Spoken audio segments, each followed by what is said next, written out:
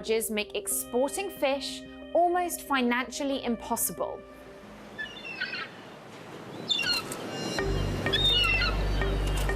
My name is Ian Perks. Just talking about the oldest skippers in town, funny enough, and your name come up. I have a fish company established 1976 here in Brixham. Our business is taking a downward spiral. We're having an absolute nightmare shipping fish throughout Europe due to the delays through the customs. So basically, we had customers for these before Brexit, and we probably make 50 to 80 pence a kilo. And we'd have a customer that would probably take 300 or 400 kilos per day. But then again, if we had no other orders,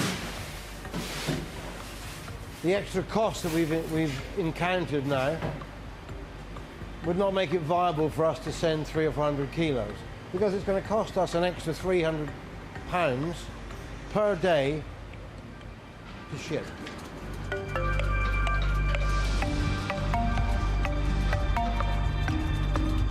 We hope the delays will be temporary. At present, what is not temporary is the costs and the extra admin. Stunning. Our intention is to look further afield, away from Europe, be it in the UK, be it wherever. You know, we'll all adapt accordingly. Whether I'm still here to be adapting is another thing. Disappointed. Very, very disappointed. Love to have my time again and vote to stay in. For the next part of our story, we're going to jump over to the education sector. The UK relies on its international students, and there are a lot of them. This year, international students make up 20% of all UK undergraduates, and 60% of them were from outside of the EU. But coming to the UK to study can be hard. You have to pay higher tuition fees, you can't take time off from studying, and have to deal with an extensive and expensive visa process. And for the most part, that is sticking around post-Brexit. But there are two things that are changing: who counts as an international student, and what life after studying can look like. And that can be a mixed bag depending on who you ask. For example, Martina Rotolo is an Italian student who's afraid she won't be able to afford to do her PhD in the UK now that she is no longer eligible for home fee status, meaning that she would have to pay the higher fees like international students.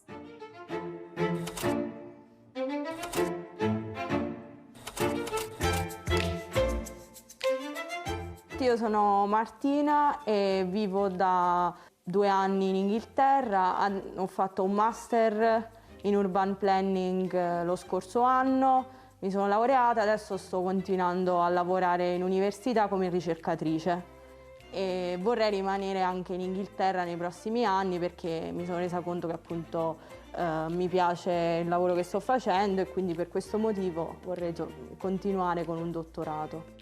Ovviamente in assenza di Brexit non c'erano tutte le problematiche relative alle differenze tra le rette universitarie, tra studenti inglesi e studenti overseas. Sicuramente penso che un sacco di ragazzi, non necessariamente la mia generazione, ma più piccoli, hanno sempre visto l'opportunità di vivere a Londra, di studiare a Londra come qualcosa, una bella opportunità appunto per crescere, e questo penso che sia diventato più difficile con la Brexit, appunto in particolare per il costo che impone sulle famiglie e sugli studenti. Sicuramente per gli studenti europei che prima decidevano di, appunto, voglio fare un dottorato in Inghilterra, qualora non si ottenesse una borsa di studio, la retta universitaria era pari a quella che pagano appunto gli studenti inglesi, e quindi il massimo che potevi arrivare a pagare era sui £4.000. Attualmente invece, con il fatto che gli studenti che entrano tra il 2021 e il 2022 Per quanto riguarda ad esempio una retta del dottorato, si arrivano a pagare 22.000 sterline, che è appunto la overseas fee.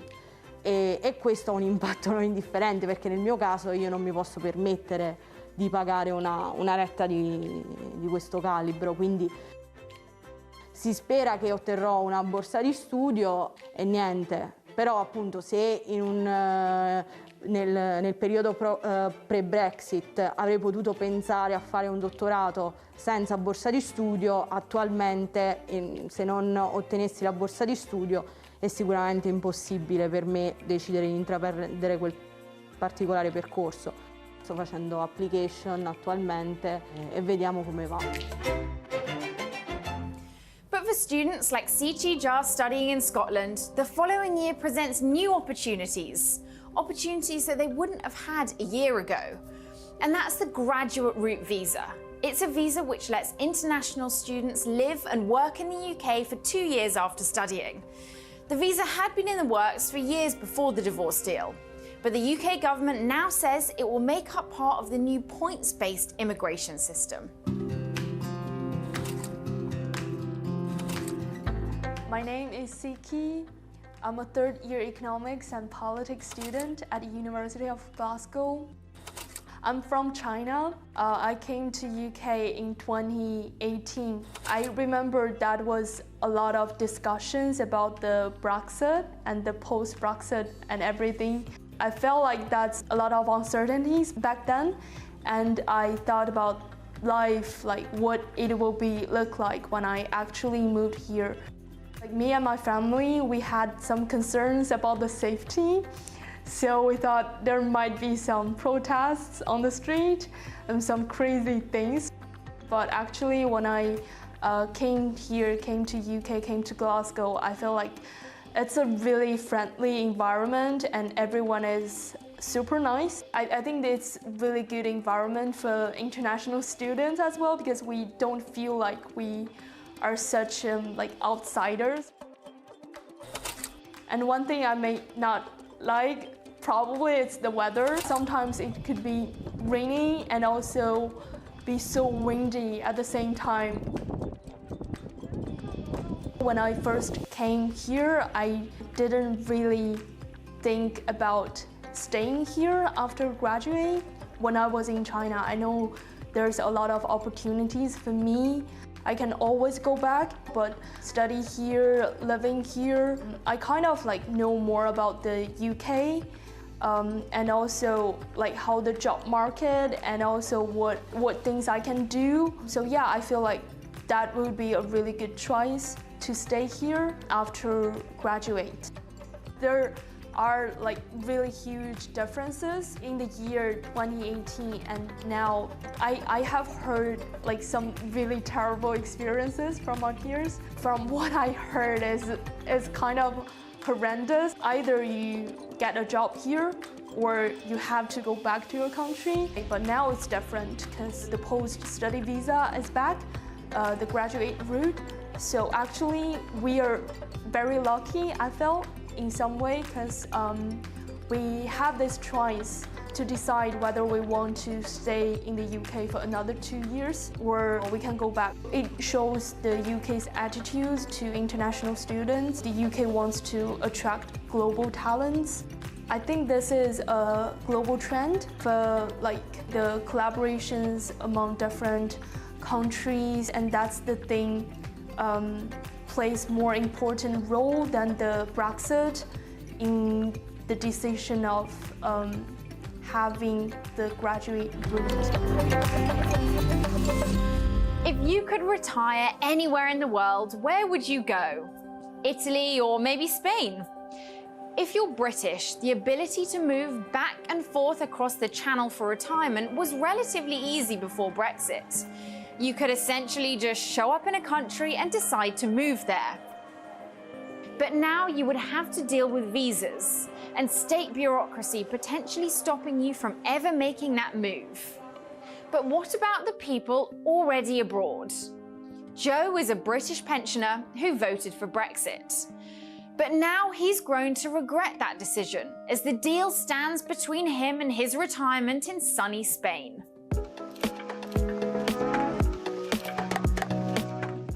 My name is Joe from Nottingham. Over the years, I have my own business, etc. Retired 65 as normal. As a lot of people, we're on a caravan site. There must be 650 caravans on our site alone. Beautiful place to be, beautiful place to relax in. We're generally here mainly in the winter because of my health, as many others here are here for their health at our ages. In saying that, we like summer, we come here, we stay, you know, in the summertime. Brexit itself, when it first started, it was going to be brilliant because I honestly believed that Britain should stay Britain and we run by ourselves. Although I went home to vote to come out, and now would change my mind of what's happened. Nobody told us, nobody explained or probably thought about people like yourselves caravanning around Europe. There must be 500,000 people doing that. There's nobody looking after us or telling us. They forgot about the people abroad. I would say 50% of where I live are having to stay for 30 days, then have to go home. Half of them haven't got nowhere to go. They've sold the house, they haven't even got family back home to stay with family. You know, this 90-day thing is just tripping everybody. Instead of making it 180 and 90, as what everybody would agree with and think it would be brilliant to do, there's people panicking on selling their properties purely because they're going to be away from their properties for 90 days. There's so many rumours going around we don't know. But at the same time, I would love to see a future where we've got 180 days. If I thought where I know what I know now, when I think the same thing now, there's no way would I have voted the way I did. Because it's harming me and my future of what I want to do with what time we have left with me and my wife together in this sort of surrounding. Nick Pawley is another person originally from the UK trying to stay abroad post-Brexit. He's a content advisor at the American Chamber of Commerce to the EU in Brussels, who moved there in 2017. But his biggest concern now is whether he'll be able to claim permanent residency and stay in Belgium.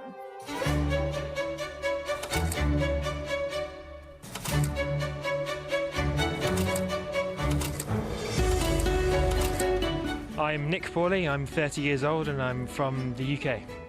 I initially arrived in Brussels in the summer of 2016 to take on my first internship, and then I went away again to Paris and came back full-time in 2017. It was a really interesting time actually to be in Brussels. The sea change was dramatic as the referendum loomed, and I remember, you know, the day after the result came in, I went to my place of work, and the whole town just was filled with a sense of mourning and dread, and that's pretty much, you know, I went to work with a knot in my stomach. No longer felt like I identified truly with my home nation anymore. I had a vision in mind for my future and my destiny and how it was going to go, and I feel like this referendum, this question that was put to the British people, sort of just tore my own destiny away from me. And as a result, I had to completely recalibrate what I wanted to do with my life, which should be a decision that lies in my hands. And I think now at this stage in Brussels, we're still a little bit unclear because we know that we have to replace our European residency card with a new kind of status, which is called the M card.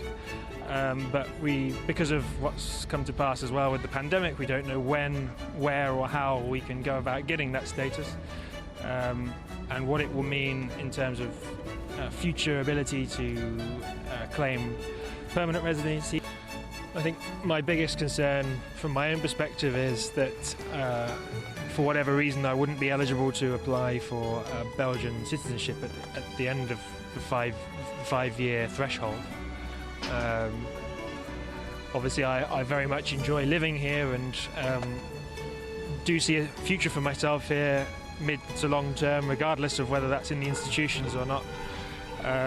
But also it would be nice to have the freedom that I once enjoyed to be able to, you know, perhaps consider a future in Paris or in Berlin or somewhere else in Europe.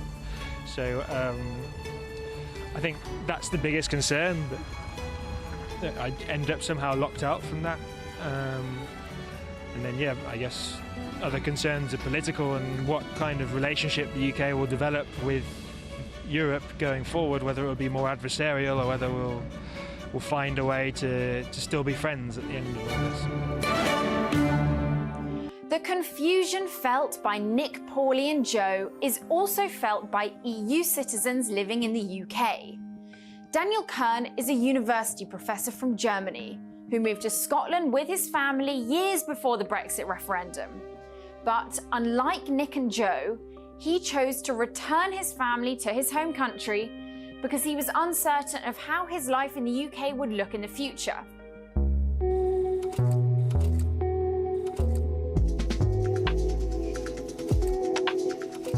My name is Daniel Cullen. I'm a professor in tectonics at Erlangen University. And I moved to the UK in 2011 to Glasgow University to become a lecturer there. So you think you know English and then you go to Scotland, especially to Glasgow, and you have no clue what they're talking about, especially taxi drivers, but also students. So it's not that easy. So we settled actually in. The kids started to go to school, they started to really learn English.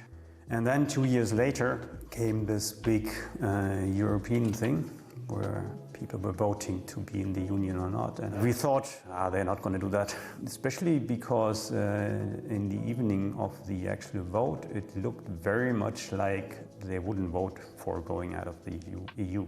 And then I got up at, I think, 3 or 4 in the morning and checked the news, and they were out.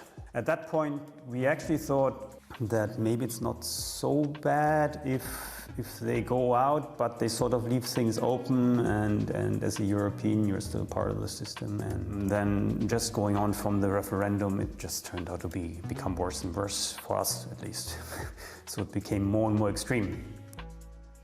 You don't want to be this German high-class professor guy, whatever, that is there in the UK, and because of that, they like you, and maybe at some point they don't like you anymore. And that means basically they can choose whether you stay there or not. It makes you feel at least like that, so it's not a nice way. Yeah, the real decision to move in the end was, at that point, of course, having the position here. We were actually quite happy before this referendum, but the referendum really turned things, I think, quite a bit. That was really a hard decision to make, actually. We are really happy to have made that decision still, because things just didn't turn out the way, even our worst ideas were not as bad as what it actually turned out to be, I think. I think Europe will miss the UK in the sense that it's quite a different culture, also with them being an island and also having the English language and having all this history. So that part is pretty sad. For Britain, yeah, they will lose a lot because they lose the connectivity to Europe, they use the connectivity to different languages, and you can just stay English and talk English and do that all your life and just move around English-speaking countries. Welcome back. Earlier, we asked you to choose between 2 stories to end this segment. Well, as I'm sure you can see, the results are in, and option B is the winner. This is the story of the band Cult with No Name, and how Brexit stands between them and their EU audience.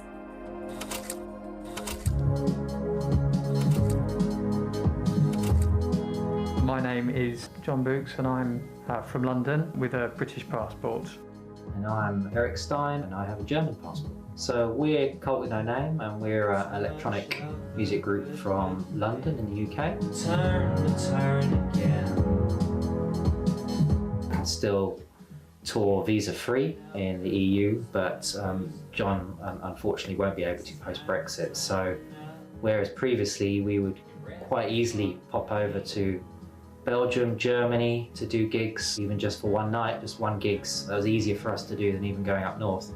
We won't be able to do that now without the provision of a visa.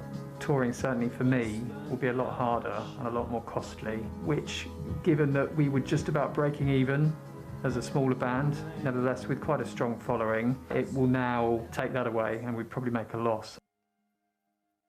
And each country is going to have its own timelines, let alone costs. So just logistically, the practicalities of setting that up, and setting that up in advance. You might have one country, you've got your visa confirmed, but another country you haven't. So just figuring out any kind of itinerary is just going to be incredibly challenging for any band. And it's a real worry. It's a real worry. To the left, now to the right. Don't feel you. Touring has become the principal way that bands will promote themselves and make money. It used to be that the tour would promote the album, now the album promotes the tour, really.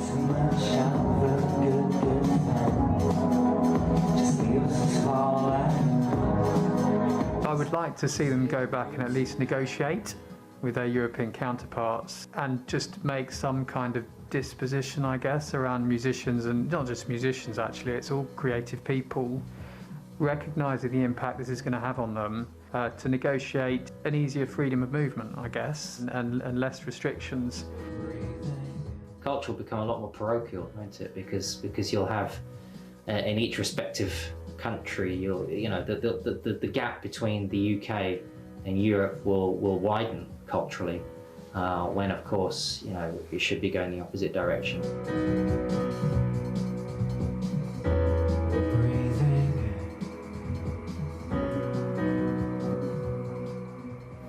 And that's the end of the first section of our show.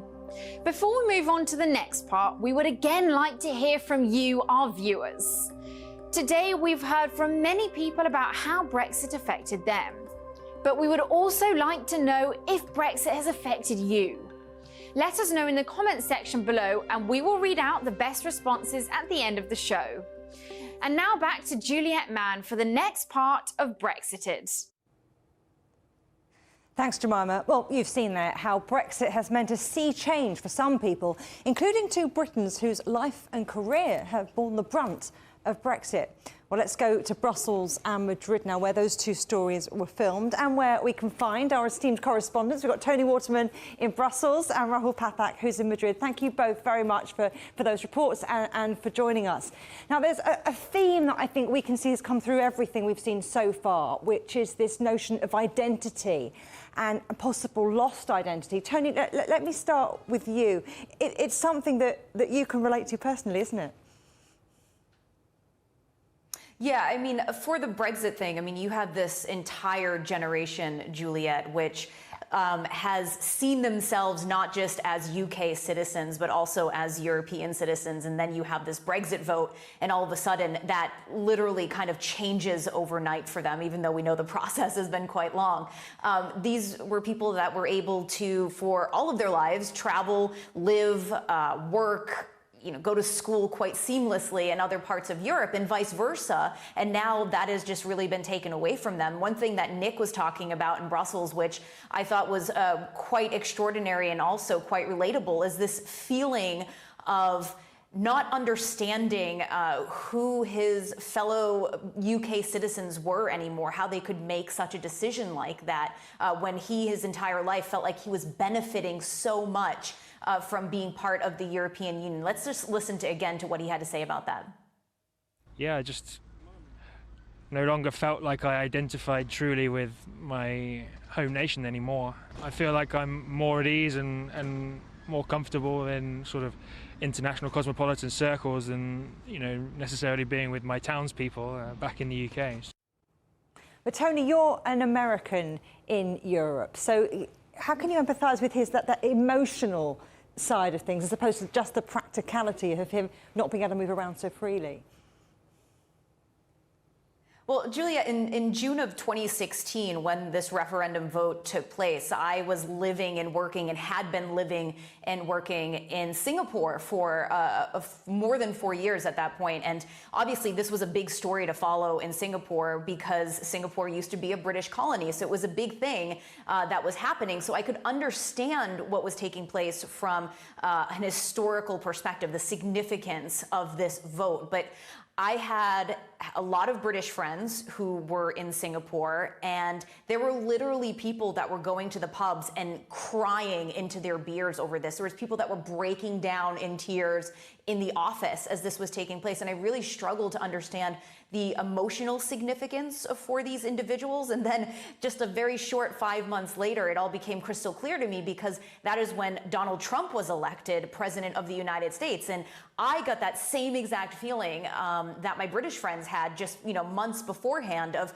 just not understanding how something like this could have happened, how you feel as if your countrymen, you understand you were brought and raised up in this environment, and all of a sudden now you're an outsider looking in, and you feel as if you cannot relate to those people anymore. And it's, it's sort of being the expat. You're changed by being an expat and not being in your comfortable home environment all the time. But you also kind of don't understand what's taking place for when these big decisions that are made. Now, you can argue that Donald Trump was elected just for one term. He was kicked out of office in a democratic process, and that Brexit perhaps has longer term effects, although I think that's a little debatable. But I think that maybe Trumpism may have just as long lingering effects as Brexit. But I really related to what Nick was talking about there, of just feeling so disconnected from what you felt your entire life, that you knew so intimately.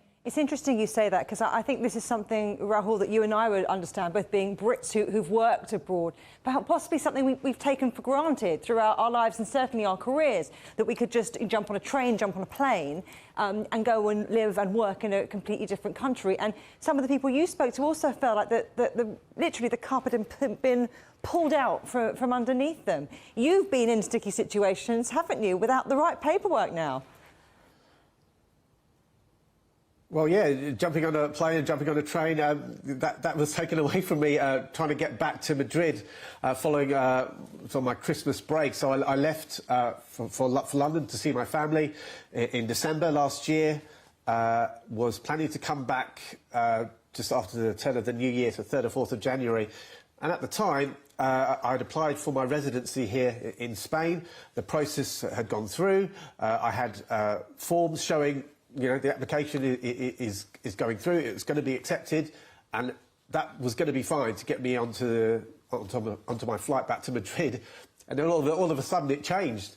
Even the day before, there was a story that CGTN did of people who had their residency, British expats who had the TIE card or M cards that they need. They had homes in Spain, and they weren't being allowed on flights because of Brexit. So I had a similar situation. I couldn't get on my flight, and I had to take a rather roundabout trip to get back to Madrid, which was also complicated by the pandemic and the various PCR and antigen tests I had to take to get onto various items of transport. So eventually I had to take the Eurostar to Paris because journalists were allowed to use the Eurostar at the time before that was taken away the day later. And then from Paris I went to Montpellier. Spent a night there, and then from Montpellier went to Barcelona, all on the train, and then obviously from Barcelona down to Madrid. And my producer said he's never going to let me leave Madrid again because it was such a rigmarole to get me back, and he's wondering if I ever leave again whether I'll be able to get back, because there was so much confusion. No one really knew what was going on. Even people in officialdom didn't really know what was going on. And the hope is that we've had 100 days now, and as time goes on, people will find a way of working within the framework that Brexit has given us. I think you've had the chance to travel a lot more than most people in this pandemic, but that was down to red tape and paperwork. That's true. Due to Brexit. But look, also, tell me a little bit about some of the people you've spoken to. They felt, oh, yikes, we got it wrong. If we'd known then what we know now, we might have voted differently in that referendum. Yeah, so we saw a package on Joe, a gentleman I met in Benidorm, and he was saying, he said that, I voted for Brexit. He went to the UK and voted in the referendum. And the thing that he was voting for, the issue that was most important to him, was taking back control of Britain's borders. They felt Britain's borders were too porous and it was too easy for people to come in to the UK. And this is obviously a huge issue for people during the referendum. So he voted for that, and not quite realising that it actually affected him, and it stopped him from going back and forth from his home in Spain or his caravan in Spain back to the UK. And I think that was a little bit of a shock to him. Let's have a listen to what he had to say. This 90-day thing is just crippling everybody. Instead of making it 180 and 90, as what everybody would agree with and think it would be brilliant to do, there's people panicking on selling their properties purely because they're going to be away from their properties for 90 days. Now, it's interesting there, isn't it? He's talking about 180 days, 90 days, 30 days, something that Tony probably knows all about. Being an American in Europe, you had to do all that paperwork anyway. But it's interesting, we've had some social media reaction for some of the stories we've played out in that earlier segment. And Joe in particular, reaction to those who've thought it was a mistake to support the campaign to leave the European Union. Although I've got to say, Rahul and Tony, they haven't been getting much sympathy. Look, let's have a look at this one, this tweet here from Simon Ubstall. It would be really lovely if just one regretter would regret their vote on the basis of the harm it's done to others and not just to themselves. Tony, this brings in there's a big picture stuff here, isn't there? I mean, a lot of the British press, they're saying, oh, you know, Brexit was a good thing because we've seen with the vaccine rollout and how quickly vaccines in the UK got the regulatory sign-off, there was a feeling, certainly reported in the press, that if we'd had the chains of the European Union, things wouldn't have gone so smoothly. And if you see how really a lot of parts of Europe have been playing catch-up, and that could quite ring true. So it's this perception, this notion here, isn't it? Yeah, I mean, it was almost predictable when it came to the vaccine rollout that it would be slow, bungled, and bureaucratic here in Europe. And certainly that's played out in the numbers. You have about 14 or 15% of the population in the EU which has received at least one dose. And that's compared to 48% in the UK. So when you look at that, I mean, that seems to ring true that maybe it was easier to do outside of the European Union. Others would argue against that. But one thing that is interesting is that this is sort of the short-term thing, but there could be some long-term benefits for the EU. We know that post-Brexit deal that was done did not include financial services for the most part. It was largely ignored, and it does not appear as if that the equivalency that is needed for the financial services industry is going to be granted anytime soon. In fact, the Commission has even said that it is in no hurry to grant that equivalency. So what we could see in the longer term is perhaps this emergence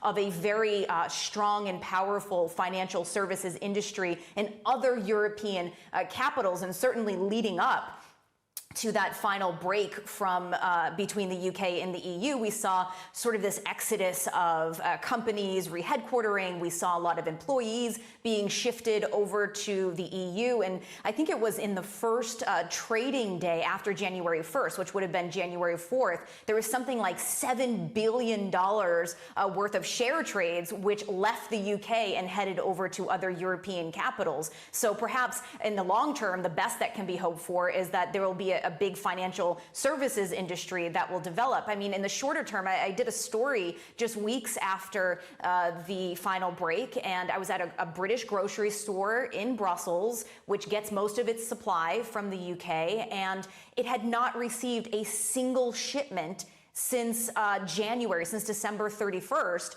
And so they'd been scrambling to try to find these workarounds and these other suppliers. And they were then working now with a team in Ireland. And I remember sitting outside of the grocery store, which inside was all bare shelves and shut down because supply and stock was so depleted. And I'm talking to this lorry driver, and he's saying, business has never been better. Our business has doubled since this has happened, because there are these companies that are now have to find a workaround, and it's easier just to stay within the customs union. So I think in the long term, perhaps there are some positive benefits for the EU, but certainly in the short term, when we look at the vaccine rollout, doesn't seem to be quite in the EU's favor.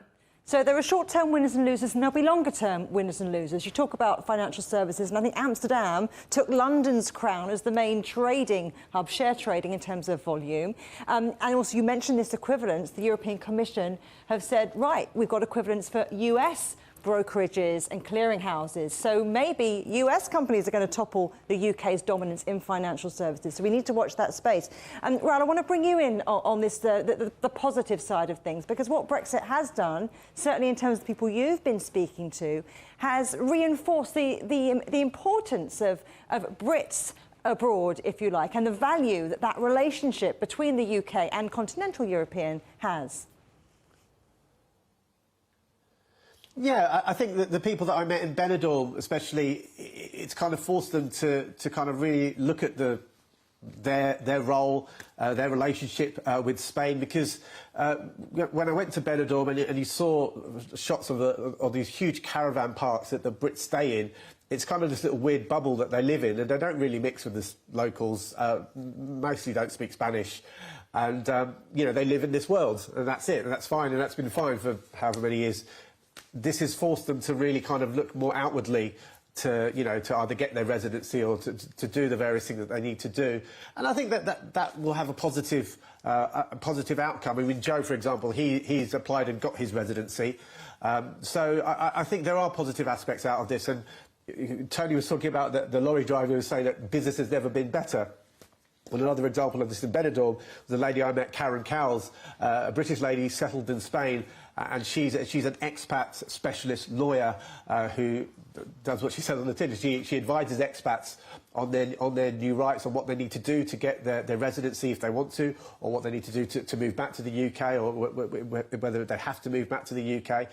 And she said that, you know, Brits have been coming to Spain way before the EU was around, way before there was freedom of movement, and Brits will continue to come to Spain, A, because they love Spain, they love the weather, they love everything that it offers them, and the Spanish love having them here because they spend lots of money here, they have become part of the country here, you know, and, you know, as I said before, Brexit has happened, people have been surprised by it, some people have liked it, some people haven't.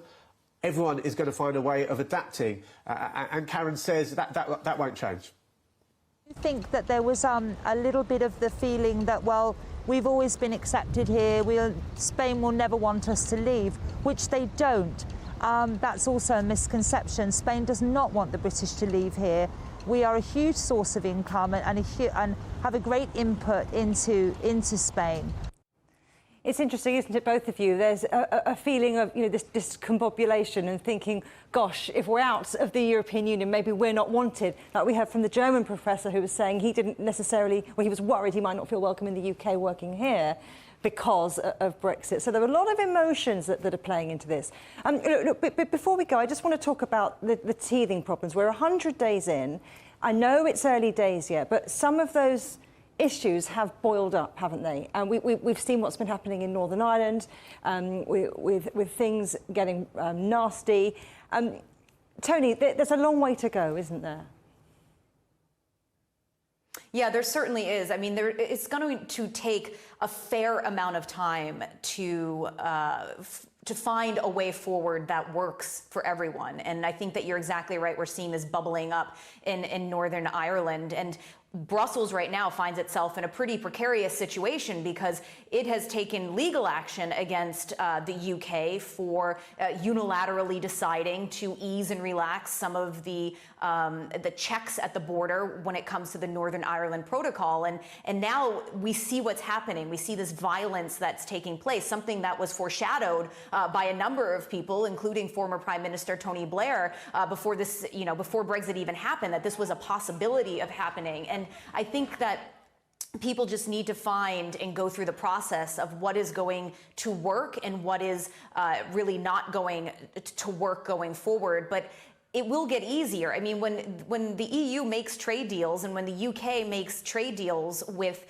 partners, they're usually not at each other's doorstep. These are countries that are very far away. And so a lot of sort of the tough points, the grinding points that we're seeing now, because these are neighbors essentially trying to work through a new trade agreement, is perhaps something that they're unfamiliar with, because when they're striking these types of deals with, you know, Japan on the other side of the world, or, you know, Asia or the United States, there's much more breathing room for things to just sort of sit and settle. And this is not what we're seeing here, but things will. I think everybody's hope is that things will get easier going forward once people figure out the system and once more information comes out. I mean, I was just looking at our Facebook post, and I saw from a company in Italy saying that they're still unsure of what's going to happen on the regulations, on the checks, and how that's going to impact their business. I think that people really want to know what they need to know on the checks and on how it's going to impact their business so they can find their own internal strategy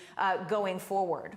There is still so much uncertainty. You're right, Toni, and especially when we consider, Rahul, that we're still sort of under the cloud of the pandemic, which has sort of pushed some things down the agenda, pushed other things further ahead of the agenda.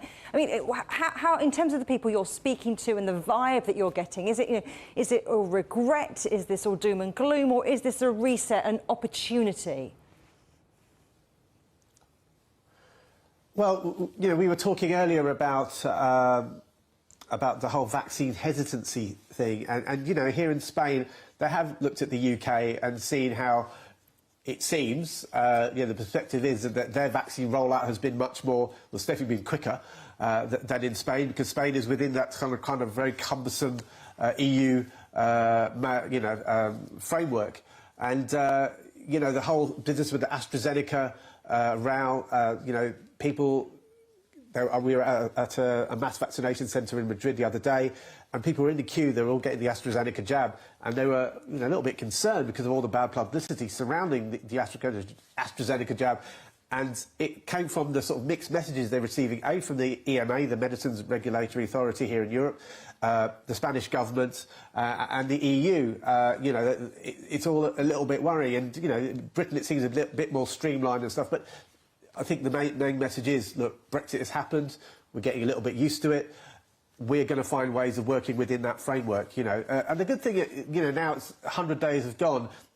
When Brexit was, you know, in the aftermath of the referendum, you couldn't really have a reasoned debate about Brexit. There was always one side or the other side screaming at each other, and there wasn't any reasoned debate.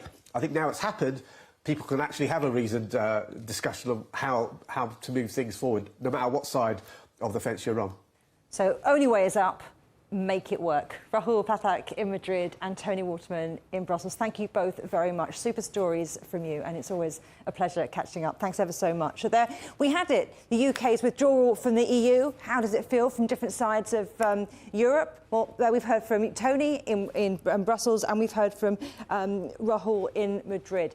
But now here's Nadia Becir. He's going to dip into the social media chatter there's been on Brexit. Hello and welcome to the CGTN newsroom, where in recent months and indeed recent years we've been following the Brexit debate and closely reporting on it too. Since the EU referendum in July 2016, Brexit has become one of the hottest topics on social media, especially on Twitter. Along with the help of social media intelligence platform Digimind, we've been analysing some of those conversations around Brexit for you. Let's take a look at them then. First things first, what have people been saying? Well, the hashtag Brexit has become one of the most popular on social media in recent years. The first charts we'll look at will show how many times people have used the hashtag each month over the past 2 years. You can see a dip as the UK went into an election campaign, but then a huge surge after Boris Johnson came to power, promising Brexit means Brexit. Later in the year, there is a lull as both sides engaged in technical negotiations before the 11th hour deal was agreed and Brexit was completed. We can zoom in a little to focus just on the first months of this year. You can see a gradual decline punctuated by some smaller peaks where British fishermen spoke out about issues facing their industry, and the row broke out with the EU over vaccine exports. Now, as I mentioned earlier, Brexit wasn't the only thing people were talking about on social media. The COVID-19 pandemic dominated global headlines. Let's take a closer look at how Brexit compared to COVID online. As you can see, around the time the World Health Organization announced that COVID-19 was a pandemic in January 2020, the Brexit conversation on social media plummeted. Overall, the conversation probably reflects the reality in most people's lives. During the last year, the impact of coronavirus has dwarfed that from Brexit. Now, Brexit is a broad topic, obviously, but people were talking about lots of different things related to the issue. The next charts we'll look at show some of the key concepts that our research picked up. The first thing that jumps out is Brexit deal. As mentioned, there was a lot of uncertainty around whether a deal would be reached at the last minute, and that's had individuals and businesses on both sides worried about how they'd be impacted by the arrangements. That moves us nicely onto another concept, Brexit's reality and its impact, as we've been hearing in the show, still very much being felt on both sides. You'll also see COVID and Scotland, where the debate over Brexit has become tied up in questions over whether the country should break away from the rest of the United Kingdom. Finally, I'll just flag up rejoin EU, another popular term that's pretty self-explanatory and certainly reflects a popular view on social media. Now let's take a closer look at the types of people discussing it and who cares most about Brexit. The Brexit conversation on Twitter has been primarily driven by men. When it comes to occupation, teachers, business professionals, pensioners and those who represent creative industries talk about Brexit the most, but it is an issue that seems broad-based. Let's talk to one of the people who's been part of the conversation. Matt Oxley is a sports journalist who travels a lot to the European Union for work. Let's find out why he took to a public platform to speak out about the issue. I'm going to see if we can speak to him now. So, Matt, how has Brexit impacted you? I think in any kind of performing industry, whether it's the music industry, motorbike racing, cycle racing, anything like that, when you're moving people into and equipment into and out of the EU, it's going to have an effect because there's no longer freedom of movement and everything has to be checked. You know, at the moment we're allowing stuff into Britain without many checks, but stuff's getting checked into. So it's going to have a massive impact, I think, sadly. You know, some of us were warning this all the time for years, but here we are, you know. Your tweet went viral. Were you surprised by the response? Most people were agreeing. I mean, you know, a few years ago, if I tweeted something like that, I'd get lots of people saying, oh, it's Project Fear, it's going to be fine, they need us more than we need them, and all that kind of stuff. And I was like, well, I don't think so. And here we are, you know, everything is happening as the Project Fear people predicted. And I find many, many more people now saying, yep, you're right, what have we done? And social media has played a big part in the Brexit debate. What are your thoughts on that? It plays a big role in everything now, doesn't it? It's an echo chamber, you know, like anything. It's a technology, so it's amoral, isn't it? You know, it can be used for good or for bad. And I think social media exaggerates every situation. You know, it can't help but do that because it allows people with no expertise to have a voice, you know, and if they manage to, you know, if they manage to say something that goes viral, even though they may have no expertise in the subject they're discussing, their voice becomes very important and might influence a lot of other people. Matt, thank you very much for talking to us.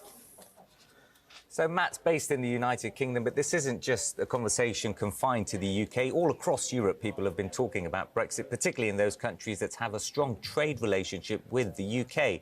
Let's have a look at some of them. Unsurprisingly, the Brexit discussion on social media is mainly dominated by the UK. France, the UK's closest continental neighbour, came in second, but the topic was almost 20 times less popular there.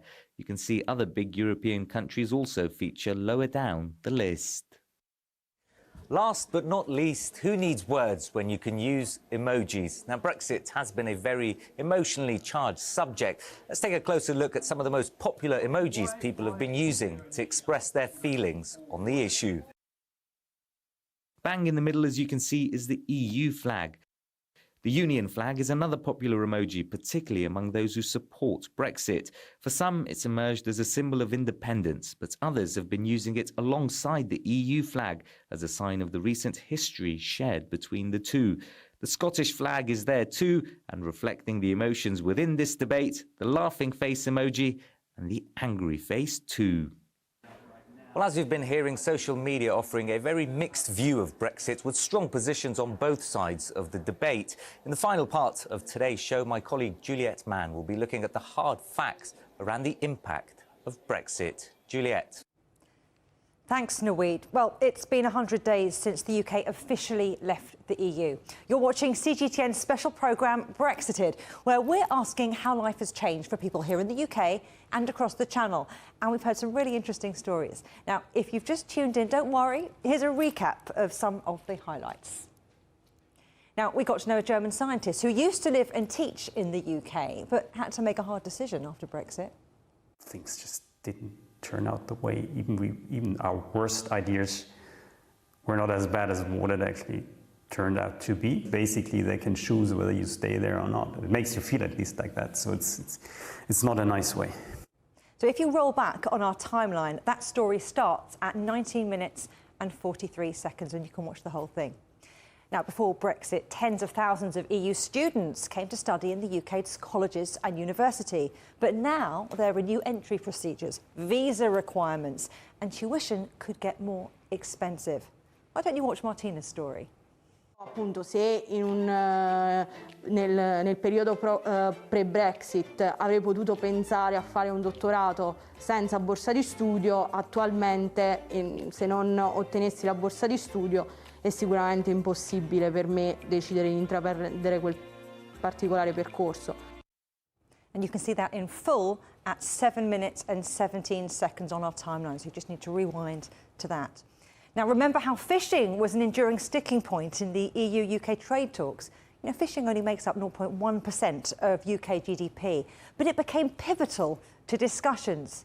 100 days in, how is British fishing faring? Well, check out Ian's story. That's at 4 minutes and 5 seconds. Our business is taking a downward spiral. We're having an absolute nightmare shipping fish throughout Europe due to the delays through the customs. Disappointed. Very, very disappointed. Love to have my time again and vote to stay in. Well, these are just some of the stories from people whose lives have already been affected, for better or worse, 100 days into Brexit. And throughout the show, you too have been telling us about your Brexit.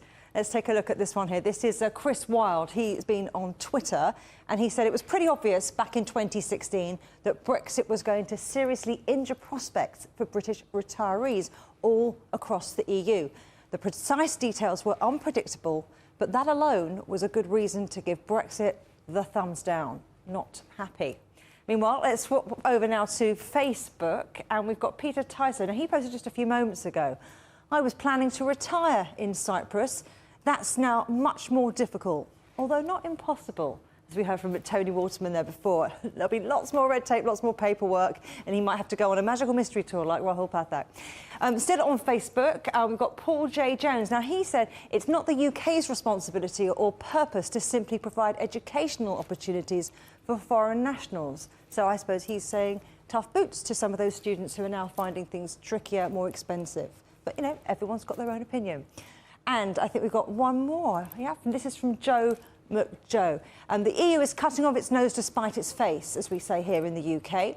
They're just hopeless, unelected bureaucrats who cannot even negotiate simple contracts to buy vaccines. Never mind anything as complicated as Brexit. Don't hold back, Joe. Remember, you can also leave your comments below, just underneath here, and you let us know your thoughts, or better still, share with us all of your Brexit stories. And we've also been analysing the trends and the topics on social media regarding Brexit. And we heard from Naweed, who showed us how big data can capture the most important discussions on the UK leaving the EU. He found a fun one too, and that's how emojis sum up Brexit feelings on social media. Now, those who supported the EU and those who opted out made their stances clear by choosing to fly the bloc's flag or, alternatively, the Union flag. And you can find out that bit. That's at 51 minutes, 50 seconds. All you need to do is go back on our timeline. So what emoji will you use to describe your Brexit experience? Will it be glad? Will it be angry? Or don't really care? Well, here is one to get you started. A bit of a split opinion there? Keeping two minds about it? What about you? Let us know. Leave your choice of emoji in the comment area, and that's right underneath the screen you're watching now. Well, coming up next, we're going to drill down into the new trade arrangements between the UK and the EU, ship by ship, pallet by pallet, and find out how one aspect of Brexit has prompted quite a lot of yapping. At CGTN Europe, we've done a lot of reporting into the issues around Brexit that we haven't been able to fit into this show, from tensions that have erupted into violence in Northern Ireland to the impact on scientific research and even the challenges and opportunities for European flower traders in this new landscape. Well, you can find it all and more on our website. And if you take a look in the comments, what we're doing now is sharing the links right there. And here's a taste of what you can find. We are now walking to the space we made for Brexit. The longer this goes on, the more chance there is of something going wrong. I can't see us feeling the impacts too hugely. Since Brexit, we have had zero access to that same EU consumer market.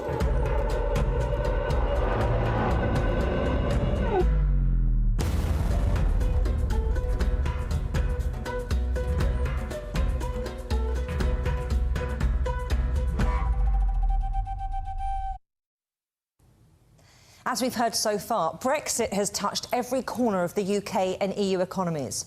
Let's dive into the detail. The COVID-19 pandemic has had a huge impact on supply chains, but we can still pick out some key figures to show you how the end of the Brexit transition period has affected it all. One traditional measure of economies is GDP, gross domestic product. That means how much money a country makes every month or year. Now, you can see the November, December and January changes to GDP. How much of that movement is down to Brexit? These are the big numbers, but we need to look at smaller ones. Now, one main sticking point around Brexit trade negotiations was, and still is, the UK-EU border and how to get goods across it. So we looked at the important Dover-Calais ferry route. In the fourth quarter of 2020, there were, on average, 9,400 passengers, 857 cars and nearly 7,000 trucks or vans using the ferry service every day. But all of these dropped at the start of 2021. 2,000 passengers, 500 cars and, critically, only 1,000 trucks. Now, because freight transport continued throughout 2020, that fall isn't all about COVID-19. And it isn't seasonal either. There's no pattern of lower truck numbers in the first quarter, looking back. So, although the UK was in lockdown, the port was open, and we can say Brexit did slow down transport between the UK and the EU. If only, you're thinking, policymakers had thought of that and planned accordingly. A missed opportunity, says Dmitry Gruzbinski, former trade negotiator and the CEO of a trade policy consultancy. Inserting a goods border where there was no goods border before is an absolutely profound change. It's like if they put a bunch of checkpoints up between you and where you work. Now, most of the countries in the European Union who trade with the UK starting putting that in place basically the day after the referendum. They went, right, okay, this has happened, we need to do this. The United Kingdom, for a variety of reasons, really slow-pedaled both actually doing it and admitting they needed to do it until almost this last year, which was, of course, hugely disruptive because of COVID. The point you often try to make is that customs procedures are really complicated, but they were complicated before Brexit anyway. Dealing with borders, dealing with customs is really hard. That's why there are entire industries of customs professionals who do nothing but help businesses to navigate borders and make good money doing it. And so those pretending that it was no big deal or that this wouldn't be a massive change were really setting a lot of business up for some costly disappointment. And in terms of expectation versus reality, can we ever start to marry that up? Get Brexit done. The trade arguments for Brexit never made sense. That doesn't mean Brexit is a bad idea on the whole, or people were wrong to vote for it. But at some point, people started advancing trade arguments for Brexit, whether pointing to a potential US free trade agreement that was promised to be life-changing, or agreements with China, Australia, New Zealand, and none of those ever really made sense. Do you think it's possible to separate the Brexit effect from the impact that COVID has had on supply chains? So there's been a significantly larger drop-off in UK-EU trade than there has been in kind of comparative places that also have COVID but did not have Brexit. Now, I know that you saw the signs from the minute that referendum vote came out, but has anything taken you by surprise, pleasantly or otherwise, when it comes to trade? I was pleasantly surprised they were able to maintain a zero tariff deal through this free trade agreement. That free trade agreement was never a sure thing. And look, the European Union has never done a free trade agreement that eliminates all tariffs before. So that took me pleasantly by surprise. The rest of it, I think, has played out broadly the way trade experts have expected it to, minus the fact that we were somewhat disappointed with the UK's approach to preparedness, which could have been more robust. Dimitri, our trade policy expert, thank you very much. Thank you very much. Let's look at trade before Brexit and key deadlines along the way. And it looks like some companies stockpiled. These are the results of a UK government survey asking businesses if they'd stored up goods. Let me show you how Brexit and not just COVID-19 played into that. Now, these lines represent different sectors: electrical machinery, medical products and organic chemicals, things businesses can't really wait for. Now, as you can see, each sector saw a jump at 3 periods, which corresponds with key, at the time, Brexit deadline dates. Now, the first one was the 29th of March 2019, then came and went the 31st of October. And if you look right at the end there, that's that final deadline before the end of the transition period in January 2021. That's the business end, but we've all got to eat. The UK government has delayed checks on food imports until October. But Britain's food exports to the EU have faced new controls and paperwork since January. Already we've seen sharp falls in shipments of food in both directions. What effect might this have on Britain's eating habits? According to government figures, the UK produces about half of its food, although economists point out that includes things like tea, which are grown elsewhere but packaged here. The other half is imported, with over a quarter coming from EU member states, including most of the UK's fresh fruit and vegetables, imports of which are down almost a fifth in January compared to last year. The UK also imports beef and pork from Europe and exports beef and lamb to it. But the EU's introduction of checks in January saw UK meat sales to the EU fall 59% year on year. British farmers say, why not replace that Danish pork with some homegrown Welsh lamb? UK exports of fish and shellfish to the EU were even harder hit, down 83%. So Britons are being encouraged to eat more seafood, like this spider crab, which is being rebranded as a Cornish crab to make it sound more palatable. And what shall we have to drink with our food? 55% of UK wine imports come from the EU.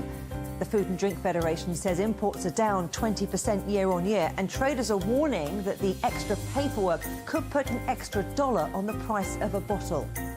English vineyards hope that will make their wine more competitive in Britain and encourage drinkers to try the UK's own, not at all gross domestic product instead. We know we've dazzled you with lots of numbers today, but don't worry, you can see all of these charts on our website, europe.cgtn.com. I've shown you goods, I've shown you food and drink. Now, let's look at COVID-19 vaccines. Now, it might not link obviously to Brexit, but it has affected the way politicians in the UK and the EU have reacted to delays. Here we can see total vaccinations in the UK and the EU. But the EU has 6 times as many people as the UK. So, looking at vaccinations per 100 people, we can see a better comparison. This has caused a level of resentment in some parts of Europe and calls for restrictions of vaccine exports at the newly established UK border. Now let's look at people. More than 4 million European citizens have applied to stay in the UK under the settled status scheme.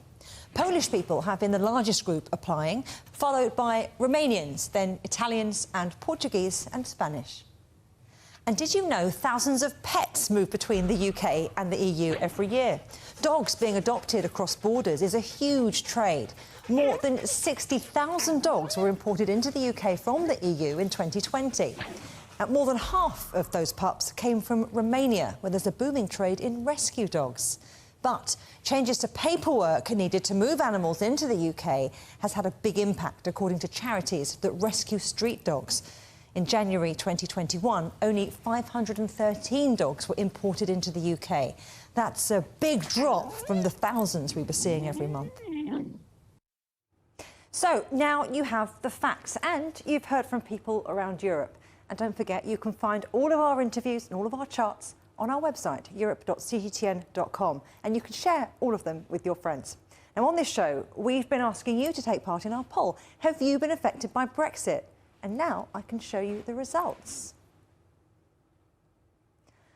58% of those taking part say yes, their lives have been touched by Brexit in one way or another. And we've got 42% there saying they've been unaffected. But as we've seen, the consequences of Brexit are just beginning to be felt. Now, of course, its direct impact will depend on where you are, as well as who you are. The effect on Britain and Europe will be substantial over time, but such a seismic change in one of the world's great trading blocs will no doubt have knock-on effects around the world. So wherever you are, watch this space. Thanks for joining us, and if you missed any of our live broadcasts, remember you can always scroll back on our timeline and catch up with it all. From me, Juliet Mann, and all the team here in London and across Europe, goodbye.